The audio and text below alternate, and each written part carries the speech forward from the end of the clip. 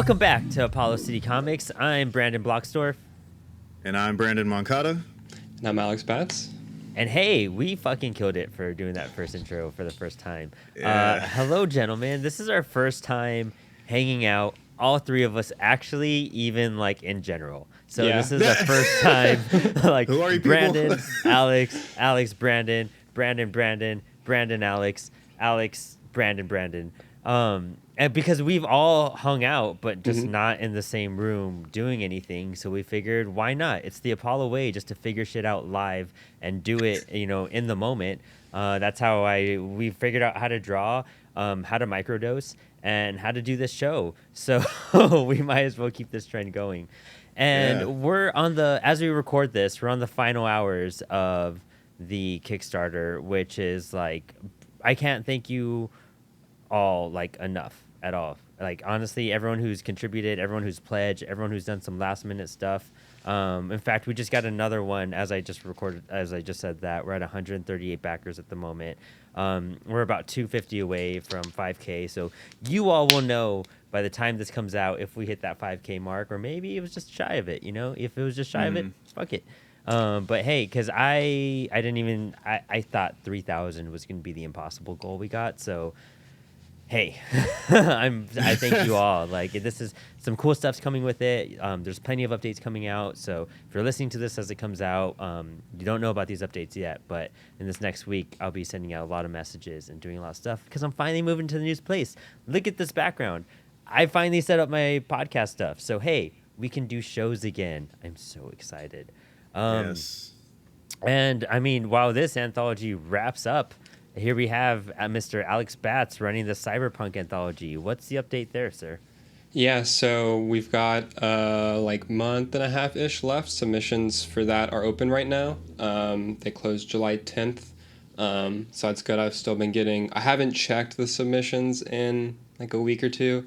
But I have gotten like a couple of people reaching out, with questions about it. So, of course, if you do have any questions regarding it, feel free to reach out either to like my email or any of my social media accounts. We'll have those like linked below, so you can find the original post about the anthology and then also follow up with any possible questions. But I got that. I've got the main cover and like logo and title design being worked on. So that's super exciting. We'll announce those probably whenever submissions close is when I'll be like, hey, submissions are closed, and now we have also, the cover and title, which will be cool. And so very, very hyped on that though. Fuck yeah. And then Nice. Right now we have a Patreon that's going where you could help support the show. And through supporting the show, you get a bunch of cool goodies. Like, if you just sign up in general, you get access to Discord, where we have really cool conversations, and we'll have like the topics coming up and questions for everyone to interact. And you could get book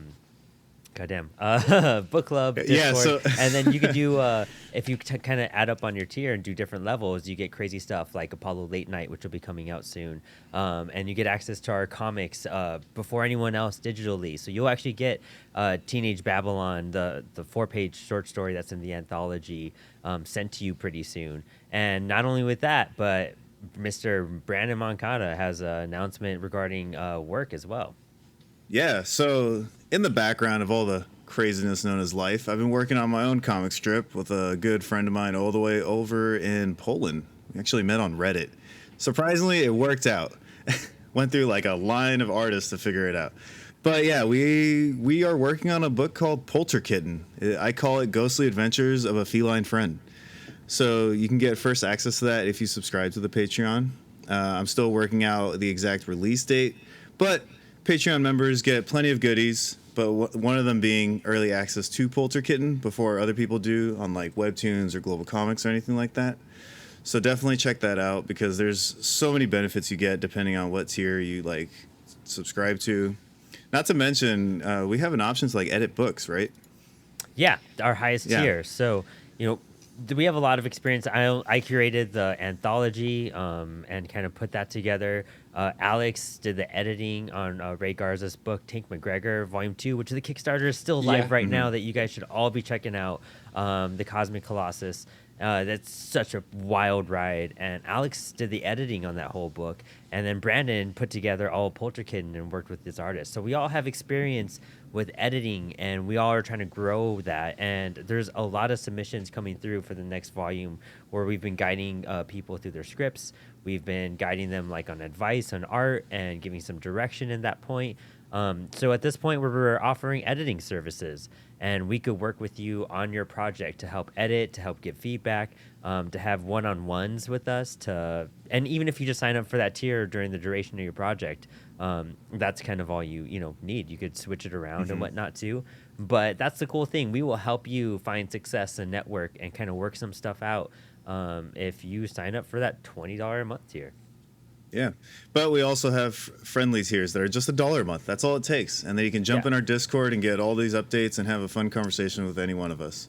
And work through book club and stuff like that. That's the funnest thing. We're always working on stuff, and we're always delivering content and everything. So I'm so excited for all of you guys to check that out. Hell yeah. So my roommate just walked in and he's just the funniest. I was like, what's happening off camera? Yeah. I started to bust up laughing. Yeah, I mean, this whole thing has just been utterly insane, and it's just so wild. So I'm so just overwhelmed that we have so much going on at the moment. Sorry, I was getting spied on. But it's been a while, and every episode we've had lately, we've just been talking about interviews, and we've just been talking about Kickstarters and all this type of stuff. And Apollo at its core is all about comic books. And we do miss our comics. And right now, we had started a project, and just like all of you should finish whatever project you are working on. And we're going to wrap up volume 1 of Miracleman today, which Alex just read all of it and checked it out, knows what we're talking about. Brandon and I have read this various times because we've been trying to do this episode forever. And here we are. We're going to embark on the bizarreness that is the formatting of Miracleman, which is issue 3 if you're reading single issues. But if you're reading the trade, it's just kind of shuffled in there. But if you're reading the remastered single issues from Marvel, it's also different. It's issue 4. What? Yeah, I believe so. It's the Marvel re-releases, it's issue 4. And then also though, if you read it in the hardcover omnibus, it just is like a chapter. It's a couple of chapters in book 1. So when Brandon was all like, "We're gonna read Miracleman number 3," I'm all, hold on. I was all like, "What the fuck are you talking about?" So in book 1, it's chapters 8 through 11. Bizarre. Because there's 11 chapters in book 1, which book 1 is the first 3 issues, originally. But it's because the issues have chapters within them technically, and so that's how it's it's a whole thing. This whole thing has just been a journey in itself. So I can't even. And when you look at the history behind Miracleman, of course it would be like this too. Sorry, I had to open up some stuff. But looking at the history of the rights and where it went from Mike Angelo, the original creator, into Eclipse Comics and Alan Moore, and then you had it bounce to Todd McFarlane and Neil Gaiman, into unknown hands, and then it wound up in Marvel's hands, where here we are dealing with Neil Gaiman finally finishing his run on Miracleman, and wow, my lights just reset completely. There we go. Nice. That was cool, quite bright. Cool blue. Yeah, there we go. But here we go. I'm gonna share my screen. We're gonna check out issue 3 of Miracleman. And honestly, Alex, what do you think of the book so far but we jump into it? As someone who hasn't read it before. Fucking speed ran that whole series. Yeah, so I read the whole, because I'd never read any of it. So Brendan was like, "Hey, are you not to talk?" In fairness, he mentioned this the other day, and so I did have more time to read it than just today. But I was like, I can knock this out in a morning. And regrets every decision you ever made. Yeah, so I was like, okay, I can do this. Yeah, I mean, I really like it. It's a very interesting thing where like it's such a classic superhero thing in some respects, but then it's also such an interesting like approach to all of it. And yeah, I mean, like I really like the structuring of issue 3, especially like, and how it jumps, like you're jumping through multiple points in time. I'm always a fan of that and the way that that can be utilized. But yeah, I mean, I like just immediately was like, okay, a lot of this is like obviously familiar, like, but the way that it's presented is a very like engaging, and I feel like it's still new even for me, like now, you know, and so I can only imagine, especially like whenever this came out, how it must have been to read. But That's yeah. really interesting that it still feels new to you and a unique point of view from a superhero. And I think that's why Miracleman has always stood out to me, because it is a very different type of Superman character, you know, Shazam-like character. And, you know, for hearing that, like, you're right. I mean, we're reading this as, like, fans where Superman and Batman have so many revamped new stories where they've all kind of almost gone under the Miracleman influence and become darker and become more realistic and grounded. And for someone reading this in the 80s, before all these Batman, Daredevil, Spider-Man stories where they did those changes, here we are with this, like, indie, you know, underground comic almost at Eclipse with this British writer who's doing that. And I think that's why Alan Moore is so revolutionary and stands out. Because do remember, you know, comics have only been around since like what, the 20s, the 30s, you know, like realistically, you know, in this type of format. So, you know, here we go 40 years later where you have a character like this, just totally different. I mean, it's cool that it still feels new to somebody who avidly reads comics and reviews them and does such. Yeah. No, it's very Yeah, impressive, honestly. It's not like anything you've read before. Like, that'd be an understatement, if anything. Yeah, exactly. Yeah. And I mean, so we left off where Miracleman was, his alter ego, Mike Moran, was captured. He was actually in an elevator with this dude with the wild teeth. I love the gemstone teeth. I think it's one of the creepiest, wildest things in the world, and especially how it just shines through the darkness of everything. And he was captured in the elevator, and here he is, like he's kind of out of the dark as we enter this first issue. But you're right, the back and forthness between what's going on in the moment with Miracleman, or what he imagines that's going on, versus this conversation that we have going on down here, where they're straight up discussing like what the space was used for, the history of it, and why was it abandoned, and can we go back to it and such. Let me see here. Yeah. So what's wild is that this takes place in 3 points of time.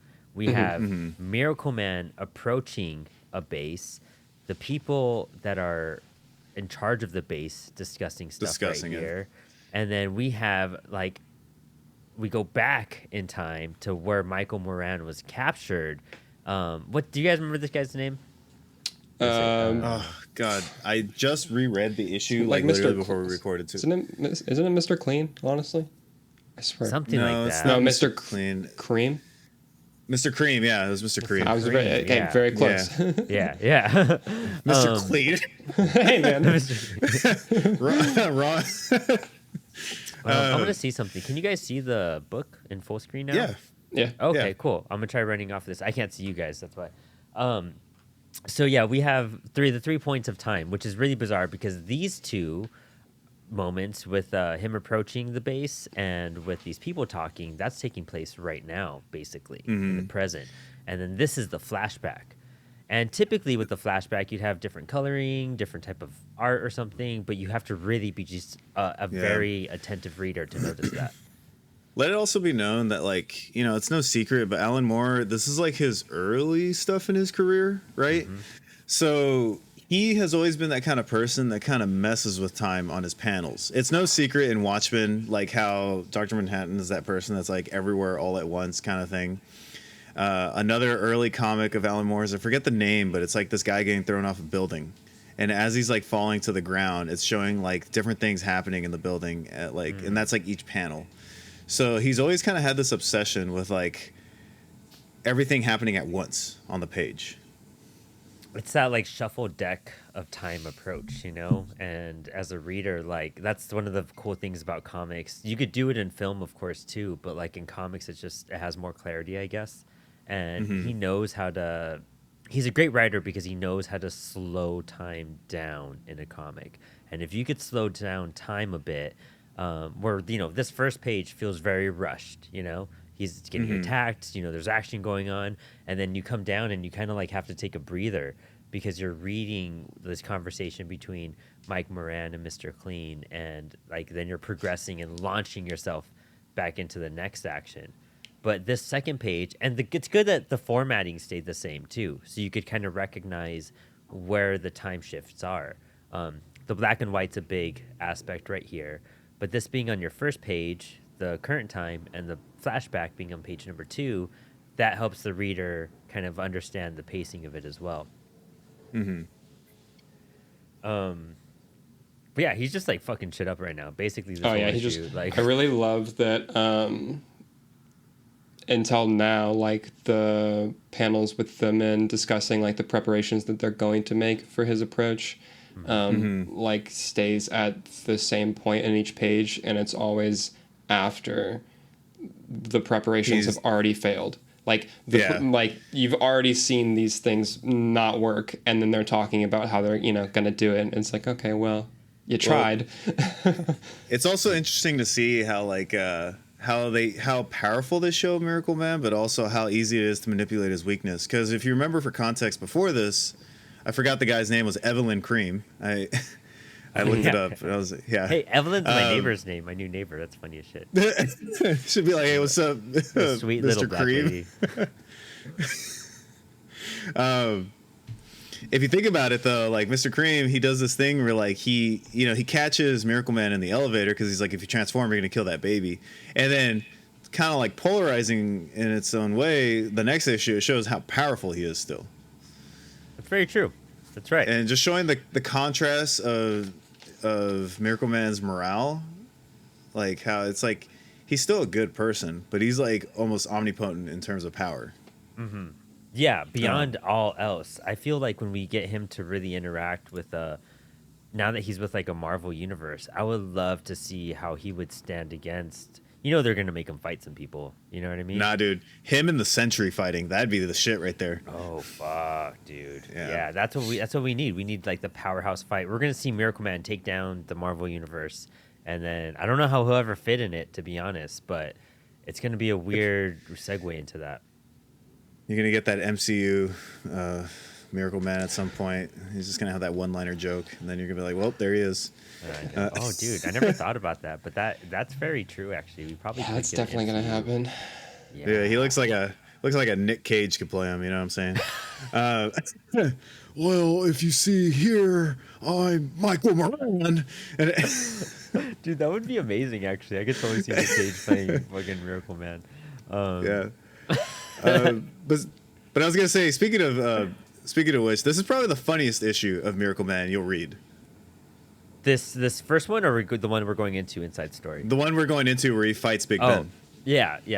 Big Ben. Let's take a moment real fast just to admire this fucking outfit, dude. Like, this guy is ripped to death, and he's in a suit. You know how ripped you have to be to like fill out. This Miracleman's like in spandex leather, but for you to this like make a suit tight, like, dude, Big Ben it's the ultimate British hero. I love it. I love how like this feels like the Avengers. Do you remember that 60s, 70s British? They actually made a movie out of it, and it has, I think, Timothy Dalton. I forget who's the female, but she reminds me of Homegirl, Poison Ivy, Kill Bill. Which one? Dude, I don't know. Oh my god! Any other time I'd. Who played? Uma Thurman. Uma Thurman. Yeah, Uma she reminds me of Thurman. Uma Thurman. And then they have Sean Connery as the villain. But the movie's called The Avengers, and The Avengers, but pre, Marvel and shit, it was a British spy show. And dude, this is the Avengers on superheroes. Look at that bowler That's hat. so random. I didn't know that. Yeah, So I looked Go up- Google some stuff after this. Like, I mean, that's check why that it's out, called. Yeah. That's why the movie is called Marvel's The Avengers and not The Yeah. Avengers. Oh wow, that's so true too. that makes total sense. Yeah. So I looked up Big Ben on Google, just to give some context to the character, because this is kind of like all you get of him. Spoilers, but this is like the only issue he's pretty much in.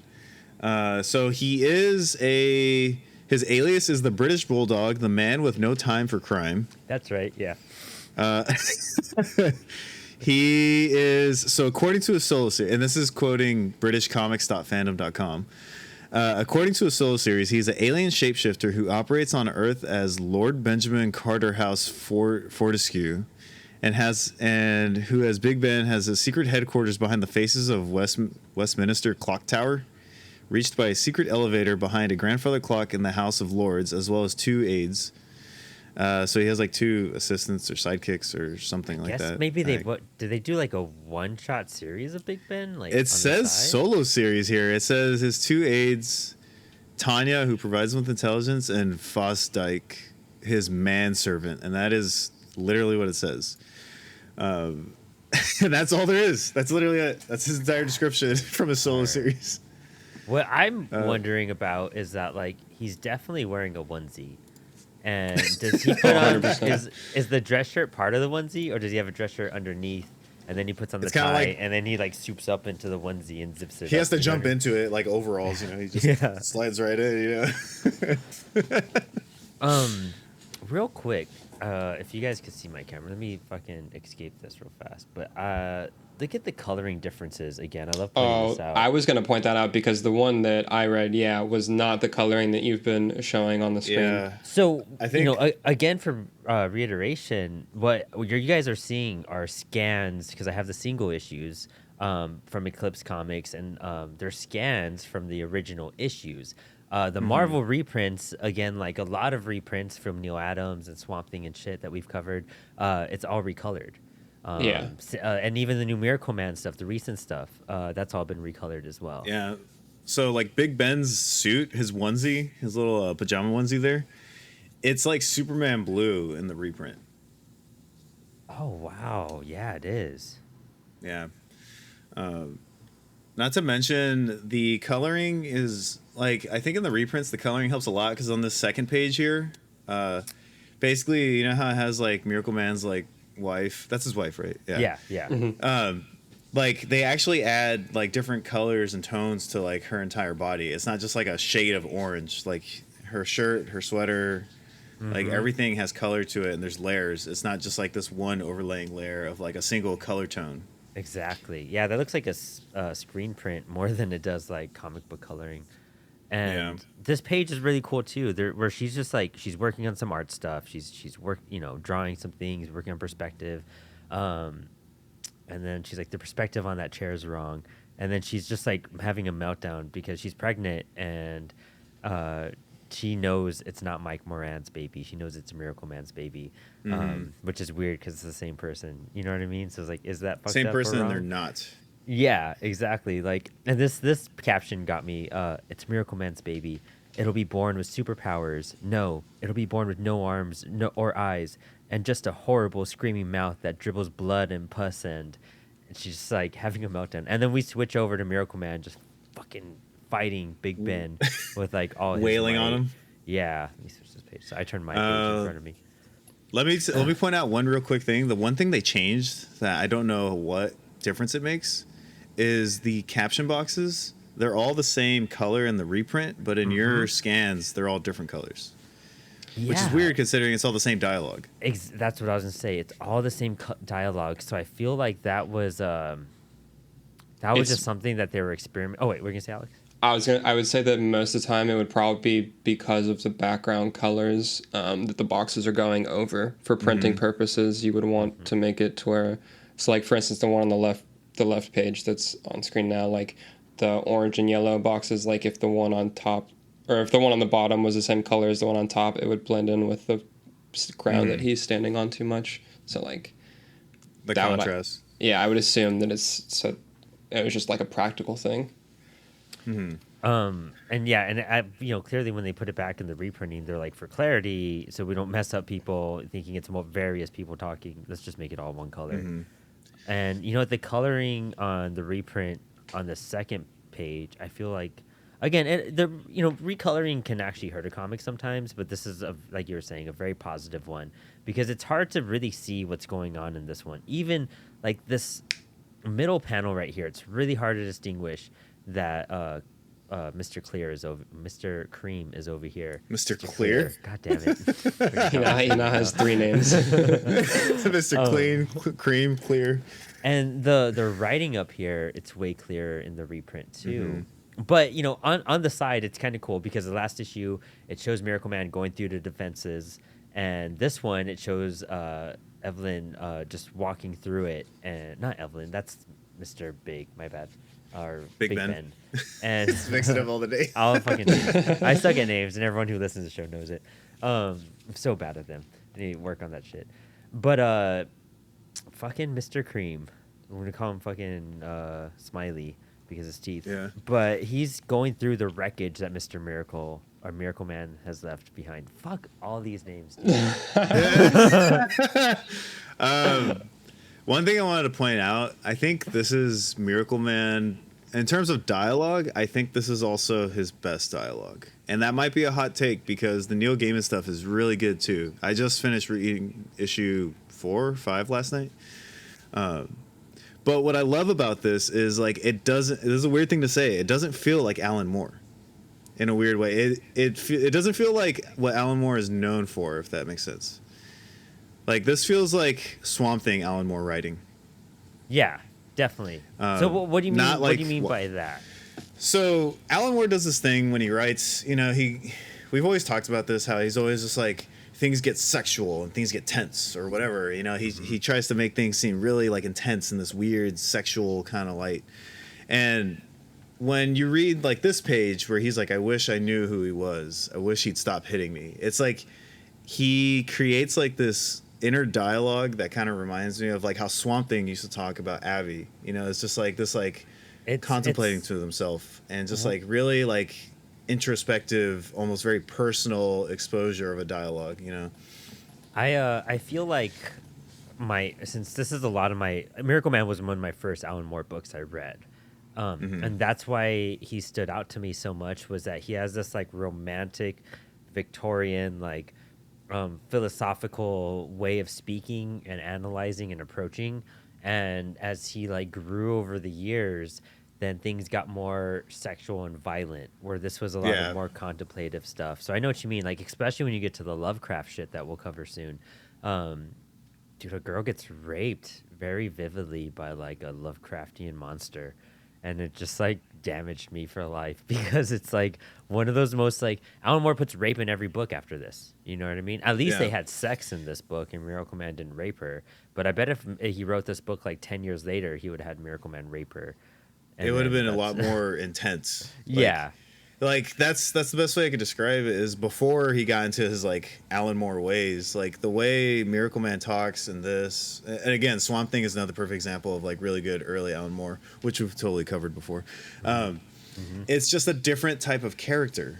I don't know how else to really put it. I don't know a single word that could define it, but like you get to know how the character's feeling more. It's like he got more immature with age than he did for sure. But yeah, and it's just like this issue, he talks about how like Big Ben is just like an obnoxious annoyance more than anything, and he can really see it. You almost feel bad for Big Ben. Yeah, you really He's trying so hard. And so like swinging back to this, like as we like we're wrapping up this like last part. This is part 2 of this like little 3-part last issue. But this skeleton thing right here, it always stuck with me.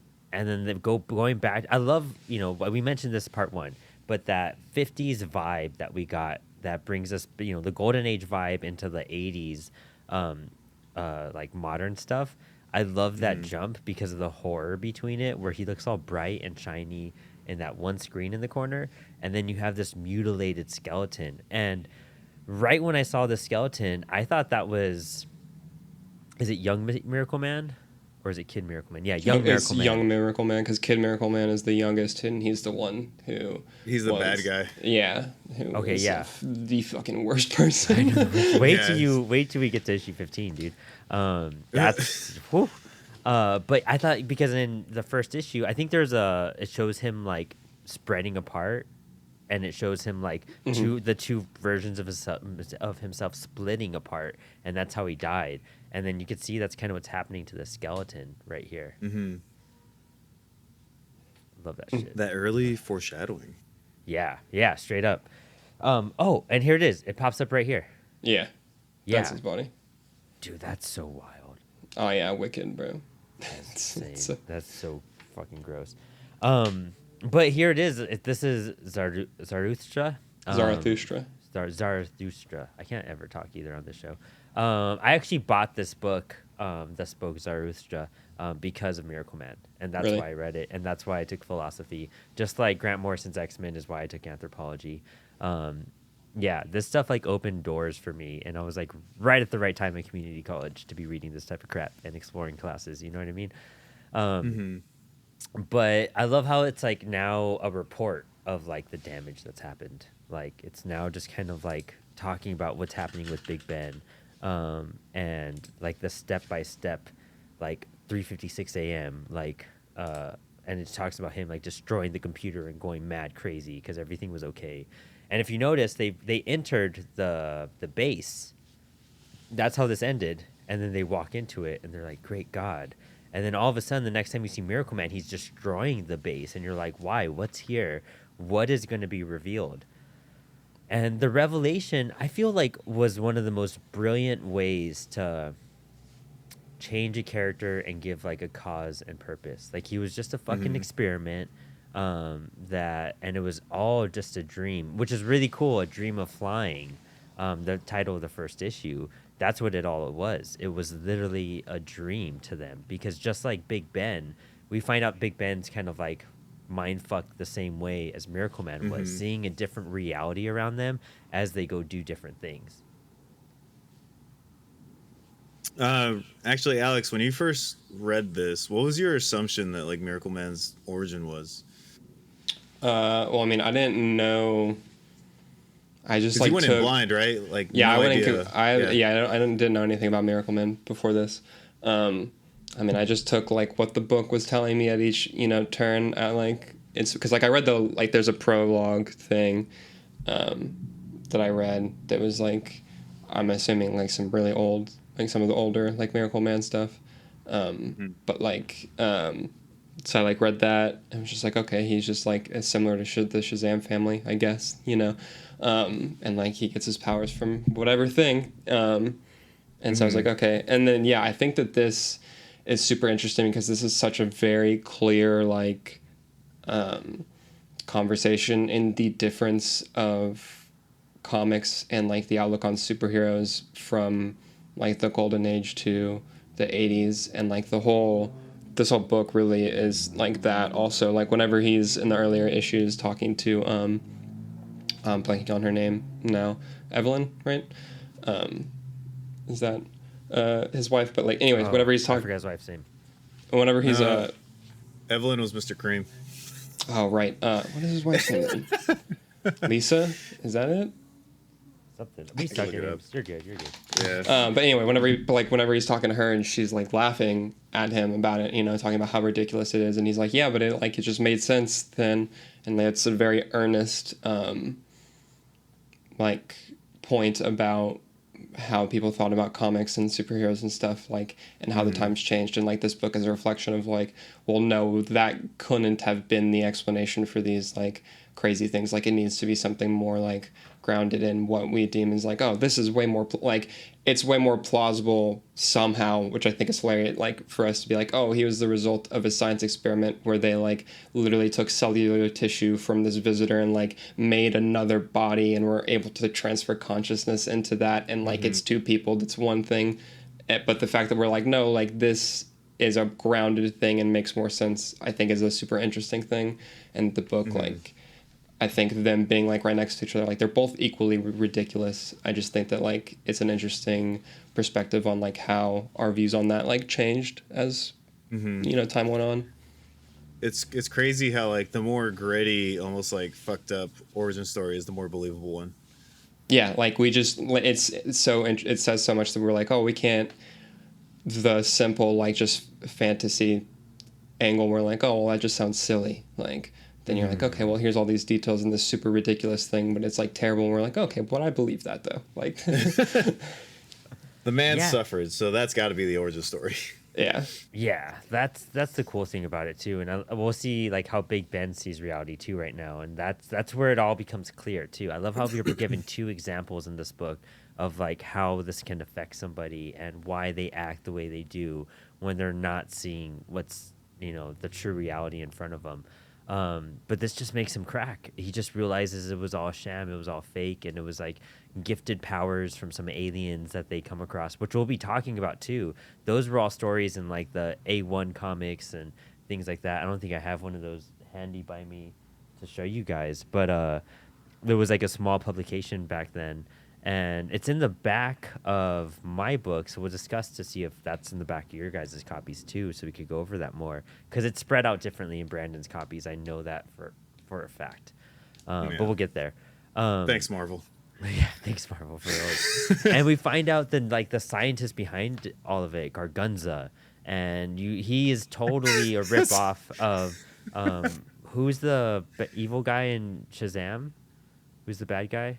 The main bad guy? He was in the first movie too. The bald dude. The one played by Mark Strong. Dr. Savannah? Savanas. Yeah. it's Savannah. Yeah, I think it's Gargunza Savannah. is a spin-off of Savannah. Like it's the same madman type of thing. I'm surprised we didn't get like a fucking caterpillar ripoff too. Because of what's his face. I forget that monster's name too. The bug, yeah. Yeah, Yeah, you know what the I'm talking tiny about. ass one. Yeah, and he's really cool in the 52 series, but he's just like a little centipede and shit. Yeah, That's a little radio talk box. Like, it's so goofy. Yeah. But I mean, he just flips out. He finds out the truth behind everything. He finds out that, he was just kind of created in a lab and implanted into this guy's body, and he was a government like tool, and they killed him. They just got rid of him. They tested it out, and it didn't work, and they just got rid of him. Kind of like what they do with Big Ben over here, where you could see the panels on the left is what he sees, and the panel on the right is the reality of it all. And so he thinks his friends, which I think maybe is what you were referencing towards earlier, Brandon, too, like the characters he named. Maybe not like the slave boy, like Alfred-like character, but like that might be the girl that you were referencing towards. Oh, it was like he had it was like, what was her name, Tanza or something? Yeah, something like that, yeah. But yeah, it's kind of cool. Like he's on the straitjacket, and it looks like some Kirby-esque like stray thing to like help him like regain his powers and calm down. And he's all like, "Thank God my friends are here. They'll take care of me." They're here to save me. And you know what? Full circle. When you look at this like bottom panel, remember loved how it. issue 1? Yeah, issue 1 starts off with the truck driving out, and then we're all kind of confused. We're like, why did it start like this, and then it ends like this too, and you're like, oh, it was just great storytelling. That's why. Yeah, it's again his like manipulation of like timing and panels. Ooh, okay. So check this out. There's some things here that are different for sure, and we'll discuss them probably like more manually. Check it out. So this doesn't give us some story, but this gives us these like background, like origin stuff, like Mike Moran's. Well, let me see if I can zoom in a little bit more onto this too. I think I could read it. Actually, yeah, it's legible. Okay, it's just like my computer's Yeah. smart for me. But yeah, it talks about Kid Miracleman and Miracleman and just like little origin cards, and the next issue coming up and everything. And I couldn't find this in a reprint. This little page right here, which is kind of cool. 1963, the Spook Show decided to create the Project Zarathustra. And that's kind of like that's basically everything we read in this volume. And Kid Miracleman, it doesn't give anything too wild or epic, but it's just kind of cool seeing this because you don't see these images again. But so check this out. In my copy now, it has like a second epilogue. Yeah, I read that. Yeah. Yeah, this like Watchmen the cleanup scene. crew, right? Yeah. The Saturday morning like cleanup crew. Yeah. Yeah. I wonder The if I the could. the cleanup crew is technically, what does it say? It just says Saturday Morning Pictures is the name of the story. Mm-hmm. Mm-hmm. Um, which is interesting because it has the smiley face on the shirt too, and kind of just reminds me of those two guys from Watchmen. Wait, let's see if I could do this. Yeah. Wait. Uh, Let's see. Oh, and this wait. is also in this epilogue. This is where he had to get some sort of sexual dialogue in there. He goes, "Man, they were watching porn before us." So yeah, check this out. I could kind of see it on my screen a little bit, but this cleanup crew is going through everything, and it shows like all the tapes that he saw. It shows the skeleton, and then they're just like, "This is a." They drop it. They even Yeah, drop this is a the fake freaking skeleton. Oh yeah, it's so funny how they're like, oh no, it has to be fake. You can see there's two of them like fused together, and it's like, man. And right here, it was a Saturday morning, and they were cleaning up. They didn't know what they were cleaning up, but they knew it was going to take a long time. It's kind of goofy and it's kind of ridiculous, but it gives me a Watchmen vibe, especially with the smiley T-shirt and whatnot. Yeah, I don't well, know where this came from. I don't know if it's in the next issue. I don't know where this would have been printed, unless it was in a Warrior magazine of some sort. But it's kind of interesting that this stands out more than anything else. And then, so we have this stuff on yesterday's Gambit and the Warp Smiths. The Warp Smiths are the ones that helped create Miracleman, I believe, and gave him a lot of his powers. And so we're going to do a whole little episode where we talk about these issues because they are backups in Brandon's issues, correct? yeah. So if I go to, so for instance, we read issue 4. So when you do the table of contents, you get like, for me, it says like Warrior number 9, and then Warrior 10, Warrior level 11, and then it goes Marvel Man Special, and then Miracle Man Behind the Scenes. Wow. Actually, no, the cleanup crew is the extra story. This story right here, the one you're looking at, that's in a different issue for Marvel. Yeah, wow. So it's out of whack completely for me. I mean, for anybody who read the reprints, I guess. Because that's the what is it called? The Vesterday Gambit. Yeah, the Yesterday Gambit. And then a story called The Warp Smiths. Yeah, it's just completely out of order, but they are backup issues. It's just Okay, yeah. depending. So I'm looking at the table of contents in the omnibus hardcover, which I think is this came out last year actually, and Yeah. so Is that the Marvel reprint? yeah, It is, yeah, right? yeah, Yeah, yeah. okay. 'Cause, so it's got like the book 1, A Dream of Flying, which is like everything we just talked about, and then book 2 is the Red King Syndrome, which like starts with cat games, and then there's a book 3, and then it has the Warp Smiths is its own like title, and so that has like chapters 1 and 2, and then chapters 3, and then it has Legends and Apocrypha as like another big title, and that has the Yesterday Gambit is the first story like Okay. in that section, and there's a couple more stories in that section too. Wow. Okay, so we'll have to like exchange some pictures to make sure we're all Yeah, reading to the like make same sure that we're things. all Dude, reading yeah, the all right our shit table of because contents we are all all have whacked out. different ones. Well, we always said this was like a good thing to know about because like when you're trying to get someone to read Miracle Man or try to talk about it, you're like, yeah, I read issue 2. It's like, what the fuck issue 2 are you talking about? Yeah. And it's like, I have, where are they? This is the Red King Syndrome I have right here too. That's where it picks up. So Okay, yeah, so that's gonna be yeah. volume 2. So technically we're still on book 1. Well, we just finished book weird. 1. Is Yeah. what because the Saturday Morning Pictures is the last of book 1 apparently.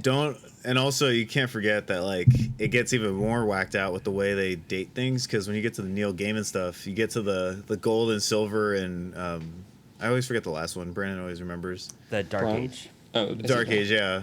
It's like Yeah, it's a weird And so switch. you go into like this whole other way of like listing the issues, and it's like a whole different story on top of that. I don't know if you read that far, Alex, No. but it's completely different in like tone.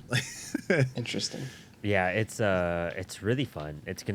We're trying to cover all this year, so we'll be reading all of it. I'm excited. Nice. But Yeah. we'll be exchanging some messages to see how we work out this last little chunk because it's like I just want to finish reading book 1 so I can hit finished on Goodreads that I finished book 1. You know what I mean? That makes Like, sense. Oh, Yeah. the never-ending list on Goodreads. Yes. Yeah. But I mean, yeah, that is. I'm glad that you're a first time reader, Alex, and I'm glad that you don't know anything about it because as we read it, I've been.